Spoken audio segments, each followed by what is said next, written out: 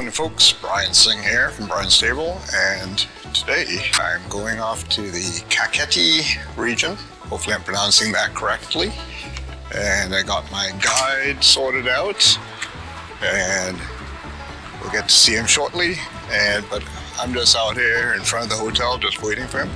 And quite excited. I'm going wine tasting today and also getting a chance to sample some of the traditional dishes of Georgia. So stay tuned for a little wine adventure as I meander my way through Georgia. Hey Sulkhan, good to see you, sir. Morning. Well, we're on our way to Kakheti. Kakheti. All right. Sulkhan gave me the correct pronunciation, and let's introduce Sulkhan. Hello, everybody. And Sulkhan, I found Sulkhan through a friend, Gavin, in Delhi, and but you didn't give me a lot of details about your company. So tell me a little bit about your company, Sulkhan. Thanks, Brian. I'm Sulkhan Tabatadze. I'm Georgian. I'm doing this business more than 10 years. I have a lot of customers, and most of them today, they are my friends, like Brian, my new friend. Yes. And I like my country, and I'm trying my best to show all my customers or friends what we have in Georgia, how Georgian people are living, what traditions we have. And we are trying to show all people in the world our favorite wine. So tell me a little bit about Kakheti. Kakheti, it's east of Georgia. Most of people are doing wine, and this wine is taste. This wine is wonderful. This wine is good for healthy, not so much, but so much sometimes also it's good. Right. And people are very kind, all in Georgia, not only in Kakheti. And today Brian will see how friendly they will show us everything. I'm offering everybody come in Georgia, see my country and enjoy this beautiful country. With me or with another companies also, it's not problem. So you also do rental cars with your company? Yes. Okay, so I'm renting cars, I'm doing trips, and my favorite things is that in Giatura we are doing our village, and it will not be like tourist point. It will be a really Georgian village where our customers will come, they will rest, they will do some food, some journey, or they will walk in a wood, really wood. I heard about the village, and for those who know me, I have this little idea of having a compound. Yes. And he is describing to me exactly some of the ideas I would like to explore. So I'm quite excited about that. So it is literally right outside of Tbilisi. Yes, we are already outside. Yeah, I didn't realize the wine region was this close. So if ever you're visiting here, don't feel an urge that you have to get up early to get going, right? I will say that Georgian time is, people start the day late in Georgia, don't they?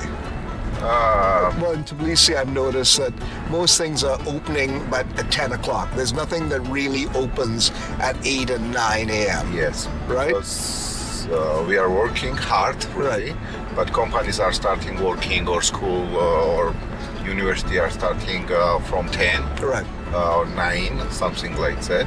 Right.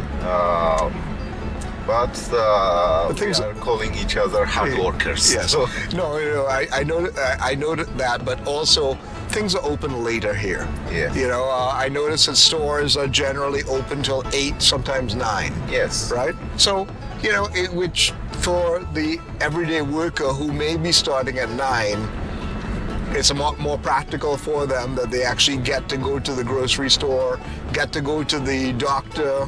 Yeah. Just something I noticed walking around Tbilisi. Yes. And this is beautiful. Most of beautiful and good in Georgia is that my country is very small. Right. For that, immediately, maximum in 2 hours from Tbilisi, you can go and drink amazing wine, or go and ski, or go and I don't know, something for 4 hours you need to go in Batumi. We have to stop here. Oh, I did say I want to have a quick snack before we get going. We have quite the choices here. Farmers products, burgers and bakery. Wines also. And wines. You're never far from wine in this area. Yeah. Good. Thank you. Oh my word. So Hajapuri is the most well-known. Yes. Okay. Cheeses. This is all kind of cheese. Right. Very tasty. You can taste it. Right, and then they have the pickles, and you got the fish surgeon, vegetables. This looks all so good. Is that what lodi? Lobio? Yeah. I had some of that already. So they do kebabs. Of course, they have wines here. They do sparkling wines too. Of course, what went on here is that we went on a little sampling trip. I got a chicken kebab. There's a bit of salad here. I'm giving this, I think it's a fresh cheese dish. And there's some potatoes and a meat patty. So the first thing I'm going to try is I'm going to try this. Tastes like ricotta. The little crepe around it is very, very nice. Brings some nice texture to the dish. I'm going to move on to the kebab, see what's inside there. They serve it with this ketchup. It's a more substantial sauce with more seasoning, but let's see how it goes with the kebab. Oh, yeah, it's really good. Okay, let me try this salad. Maybe a bit too many onions for me, but that's all right. Very tasty. Well, it's the produce. It's very good. But also the dill. It's very explosive in flavor. And yeah, we're just going to eat out here, and then we'll get back on the road. Well, after a food break, yeah, we did some damage there, and had a little bit of discussion around the quality of ingredients you get here in Georgia, and they are exceptional.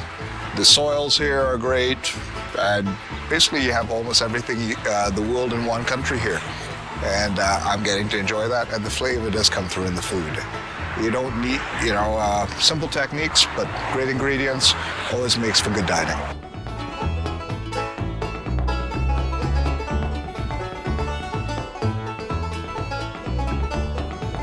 Got the Amphora wine store here. Got a vibe going on here for sure. We got a Kakheti barbecue getting going here, wood fire, always my favorite. Mother's bread, where they have the traditional oven inside, over there. It smells wonderful. That's where we are. Kakheti. And one of the grapes that got me here, Saperavi. But there are so many different types of grapes. I have not encountered any of these, nor could I pronounce them. So this is the Query. It's query. We are calling also churi. It's not easy to spell. I can't get my tongue in that configuration there, Sulkhan. But this is traditional things. Within we are making wine. All right. And it's small one now. We have very big ones.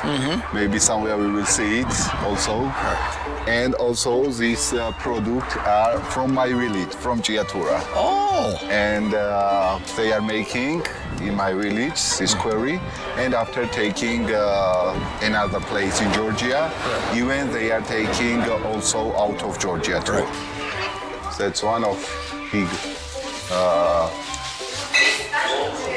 factory of wine factory. They also doing cognac and cha-cha. And they do cha-cha. That's a distilled liquor.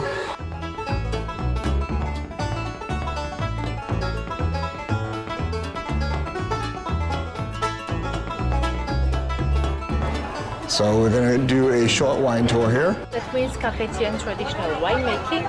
Let's go to drink, yes, please. I was told to take a glass. Steel vessels. This is white wine for called Tbilisi. Tbilisi is a small village where it grows a grape Sulkhan, okay? Everything here has a fridge, and this fridge controlling the temperature, and every wine has own temperature because this is a storage company. So we don't make the wine. We just saving, bottling, and selling. That's all. There's a little fun element on that right at the front end. There's a bit of residual sugar in this for sure. It's good. Fresh wine, generally low alcohol, a lot of fruit. It's like somebody took New Zealand Sauvignon Blanc, added a bit of sugar to it, took a bit of the kind of grassy elements, took that away. More like a Moscato. Yeah, this is what this is. Delicious, fun. This is a wine that you can enjoy on a patio and just with salad and cheese, and you'll be really happy with it. I'm going to tell you something. I'm finding this is quite something that I've never experienced this before. To actually just get wine straight off of the fermentation tank. So this is one of the popular wine from the east part of Georgia. We call it Marauli. Okay, Marauli made by Saperavi grape. From this grape, we can make different type of wines. Okay, independent technology. We don't adding a sugar because sugar is more expensive. Okay, if we wanna make it naturally sweet, we stopping a fermentation. So if we stop a fermentation, grape keeping all sugar and becoming naturally sweet. Oh, lovely fresh style, Yes. like a Beaujolais. Yeah. Oh, yeah, this is really nice. Now, really fresh, and this is only done in steel, right? Yes. Okay. Now you can tell toast. Toast. Cheers for Cheers. Georgian wine. And drinking wine in Georgia. Yeah. And actually having it from the source. A lot of violets, think Beaujolais. This is what this wine is. Just a lovely fresh style. And you know, we don't think enough about just enjoying wine that is simply made, that is meant for immediate consumption, but this is what these wines are. Just a little. Just a bit. Yeah, perfect. 10 years aged. Brandy. Oh yeah. You can smell the oak, the vanilla notes, caramel notes. And remember that when you're having whiskey, and it really does come down to a neutral spirit that is most of the flavors being imparted by the actual aging process in oak. Let's give this a try. High alcohol, of course. Very smooth. Nice evaporation off the tongue. But you know, like a milk chocolate. So, you know, sometimes you get milk chocolate with caramel. It's kind of like that. Almonds, bit of walnut, lots of nuttiness. Georgian brandy. Quite good. So this is cha-cha? This is honey chacha. Okay, so cha-cha is like grappa, and it's after the grapes have been spent. This is what you're able to reconstitute. A lot of grassiness on the nose here. I'm not really that big a fan of grappa, but let's give this one a go. Honey comes straight through the center of the palate. You still get some of that yeastiness off of it. Smoking high in alcohol. And that was a first for me. Tasting directly out of the fermentation tanks. That's a lot of wine in there, gotta tell you that. So, as I said, most of the harvest season, it is in September, October. And they say that there's a lot more activity around the making of the wine at that point. But for the rest of the year, it's being held in the fermentation tank. Most of the time that they stop the fermentation process, and they're just keeping it there at a steady temperature, ready to be bottled. That's the company, KTW. Japan Pan Women's Wine Awards, Decanter's been here, Dubai International Taste Awards, Terravino. Interesting set of awards that they've gotten here. Now we're on to the next place. All right, now we are going in Sirnari. Mm-hmm. We are calling Love City. Mm-hmm. There is beautiful buildings and beautiful views. Mm-hmm. And we will see a lot of territory, grapes, mm-hmm. and also maybe we will try more glasses wines. Okay. And on the way we will stop for baker, or how it's called, bread. We can taste bread, right, and maybe cheese. We will see. Yeah. So this is Georgian cheese. This is Georgian cheese, topping part, and we are eating it. გამარჯობათ. Okay. შეიძლება რომ გადავიღოთ? შეიძლება რომ გადავიღოთ? Okay, come to. Okay. Oh my! გამარჯობა. Oh, these ovens. Yes, this is tone we are calling. Okay.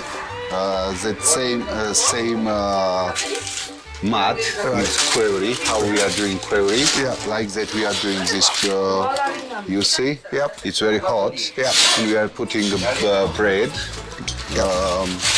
Tomorrow you will do with your hands. Okay. I'm looking forward to that. Yeah. Okay. Look at And that like bread. that, lots of people are stopping And you just have it with cheese? with cheese. We just came over the crest of the mountain, and there are just hills all over the place.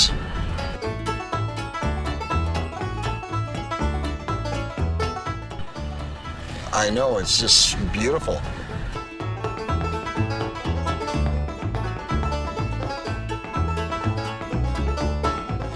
Stepped out and we're going to check out the view.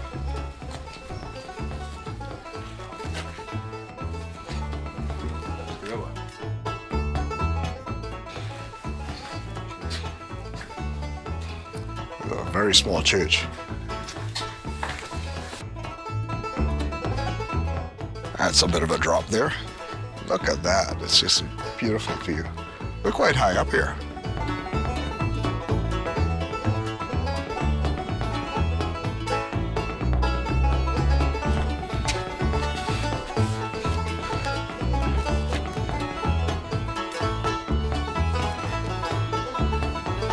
Look at this place. It's incredible. We're not that far to Tbilisi, and you know, obviously it's a fairly well-developed town here, but just up here on the hill, or like a mountain. So interesting and also so peaceful. It does feel a little Monty Python of the Holy Grail though, especially with these old churches here. That is quite something. This whole country is like a living museum. Back down I go. We have the welcoming committee.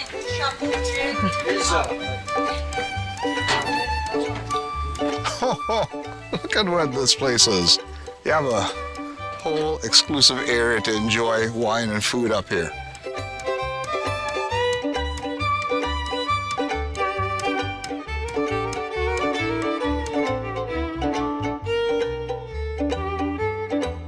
She just brought us our Turkish coffee. And As always, Georgian people not drinking coffee and wine together. yeah, but you know, it's Monday and we can do this. Yeah. Cheers. And so the fourth toast is to who? Now I can tell toast about Brian, Okay. that he was visiting my country, Right. my company, and I wish you many times to come here, come back, take your friends, Right. and enjoy our wine And our culture. I gladly accept that toast. Yeah. Cheers, everybody. Cheers. Oh, that is a fresh style of Saperavi. Yes. And there's no residual sugar in this, I can tell that. It's dry, it's delicious, it's fresh. This has not seen any time on oak, and this is a wine that's meant to be drunk now. But this has also spent time in the quarry. Maybe. Maybe. There's a little element to it. Yes. Yes. Very tannic. Yes. You see a menu, and quite funnily enough, they serve halal food here. Yeah. And you get halal food with wine. Yes. That's a beautiful It's thing. not Georgian table right now, really. I know, you know. I think Zain, my editor, Zain, he lives in Pakistan, and you know, he's a fairly he's a man of faith, and I always quite amused that you know I do all this wine content, but he's very good about all of it. Yeah. But you know, here we are, we at a place that serves halal food, and they're serving wine. But you know, that's Georgia, right? Georgia. You know, that's Georgia, you know, and I really appreciate that, and of course, Turkish coffee. So let's enjoy this wine. So one glass of wine down and some Turkish coffee. And it was just great chilling out here and chit-chatting, and we are now getting back in the car. So let's head on down. Heading back to Tbilisi here, and I was asking Sulkhan here about is climate change affecting the wine industry in Georgia? And he mentioned that hail has become a bit of a problem. Sometimes. And again, I was quite surprised, and I had to look this up, that Tbilisi and this area is at about 42 degrees north. So it is towards the north, wine typically is found in Mediterranean climates, 30 to 50 degrees away from the equator. And what typifies it is hot, dry summers and cool, damp winters, which is very typical here in Georgia. But what happens with the climate changes is the weather patterns become unpredictable. So is the wine industry doing anything different now to accommodate for climate change? I think they are trying about it, but thanks God that till we have not so much big problems. Right. Only hill is problem. Right. Sometimes, and we are shooting for clouds. Right. So they do cloud seeding here to try to mitigate the effects of hail, because hail and wine are the biggest enemies. Hail will wipe out your wine, your grape crop in no time flat. The other thing that I was just going to make mention of is that Georgia is somewhat fortunate in its geography, because it's got mountains to the north, mountains to the east, and mountains to the south, and it's got the Black Sea to the west.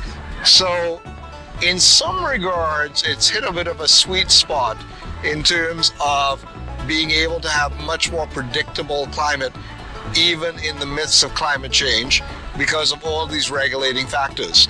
And Sulkhan was telling me that on some days, if you get the right time of year, you can go skiing in the morning and go in the sea in the afternoon, right?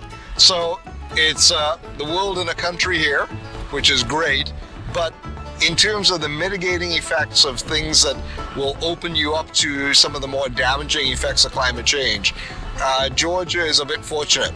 It reminds me a bit of the Coonawarra area in Australia, where most of Australia is suffering from the effects of climate change, and I will encourage all to take a look at the longitudinal research that's being done by the Australian Wine Institute. But there's that area in Coonawarra which they're very fortunate that it's been a lot more predictable with the Arctic wind that comes in that channel, and Coonawarra is protected on either side by the hills, and it's not that far from the sea, and the sea just to the south of the region is quite cold. So I think about Georgia a little bit more like that, where there are geographic features that have insulated it from some of the more challenging aspects of climate change. And also, let's be frank, the grape varieties here, they're indigenous, that you don't really see elsewhere. And given that this is an area with hot summers, that they already have that factored in. And maybe it may be changing a bit where they're doing a bit more white wines now compared to red wines, and also customer preferences are changing, and you see a lot. And Georgia was most probably one of the leaders in this, in terms of what the current trend is, of having more natural wines, where they do more work in the vineyards, and also because they use the Kakheti. The query. I swear I'm gonna get this word right in the next few days, which is like the amphoras with the clay vessels that really impart, and they do also a lot more skin contact here, that they have already built that into their model of how they're going to address any of the challenges of climate change. Because, you have 8,000, 9,000 years of winemaking, you've seen a lot of changes, and you've test driven all of these fantastic varietals that we don't have they see elsewhere in the world. And they don't have to think about getting clones from France or Italy because all the wines here are indigenous. And so that attention to detail has always been factored in. And just looking around at the vineyards here, they do seem to have covered off some of that thinking in how they're going to be preparing for any of the changes that are elsewhere, but I think that the geography has insulated them a bit for the time being. So we'll see with some more tasting of the wines over the coming days to see, and I have the opportunity to talk to more people. Let's see what they have to say about that. So the signs for Tbilisi are showing up here. Having a chat here with Sulkhan is that it was important to understand the culture of wine tasting in Georgia. So if you go to the US or Canada, the tasting rooms will give you a flight for a certain amount of money. If you want to have more reserved wines, high-end wines, you pay a higher price, and you may get less. If you go to somewhere like southern France, the tasting rooms are free because, again, wine is cheap there, and those lands have been paid many times over, so they're very, how should I put it, not kind, but they're very liberal with how they do their wine tastings. You go to Australia and New Zealand, you pay for each tasting, and if you go to somewhere like Argentina, you have to make appointments, and they want to give you a tour as part of your wine tasting, and then it's not cheap. Italy and Spain, most of the wine tasting is done at the within the region. There's usually a couple bars that have a selection of wines from across the region, and they do sell 30 mil to 90 mil pours. So that's a 1 ounce or a 3 ounce pour. In Georgia, it's a little bit different. Most of the wineries have restaurants attached to it, and it's mainly designed to go and eat food and drink the wine at the restaurant. And if you wanted to do any of the wine tasting, like what you saw today at the factories, that is typically where you get the opportunity to sample the greatest variety of wines. And so there's not really that culture of, I'm going to go to a winery and get a flight of wine. Even when I went to the 8,000 Vintages, which is one of the premier wine stores in Tbilisi, even they didn't have flights of wine. So keep that in mind. If you're coming to Georgia to sample wine, you do have to put in a little extra effort and also talk to more people to get at that experience that you're seeking. Sulkhan has a little treat for me in mind tomorrow, where I'm going to have a little bit more of the tasting experience. So stay tuned for that in my next video. Sulkhan is now dropping me off here. I'm going to actually go and get an early dinner. So I'm going to head out of the car and wrap up this video. Till tomorrow, sir. Okay.